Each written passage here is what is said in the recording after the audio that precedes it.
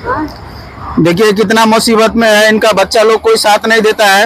ये खुद मांगती है और खाती है, कमाती है। तो प्लीज़ मैं सभी दोस्तों से कहता हूँ कि ऐसा अगर बुजुर्ग लोग मिले तो इसको मदद कीजिए, सभी लोग सपोर्ट कीजिए और हेल्प कीजिए। और ऐसा इनको बच्चा पर क्या बोलना, ऐसा बाल बच्चा होना नहीं चाहिए। इनको छोड़ के चल गया है लोग। हेलो गैस, नमस्ते। मैं अशोक कुमार बिहार समस्तीपुर से आप लोग को बहुत बहुत आभार व्यक्त करता हूँ। ऐसे ही प्यार मोहब्बत देते रहिए और मुझे सपोर्ट करिए, मेरा चैनल को। Thank you so much.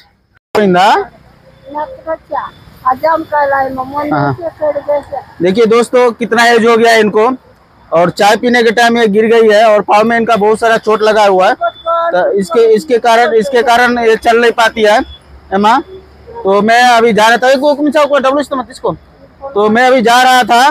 तो हेलो, थोड़ा होल्ड करिए इनको ये चल नहीं पा रही है, बहुत तकलीफ है इनको। इसलिए हम लोग थोड़ा अभी इनसे बात करके एमा इनका बागा कष्टम होगा।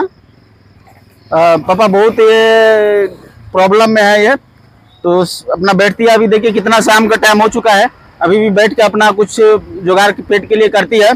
तो अम्मा ये लेना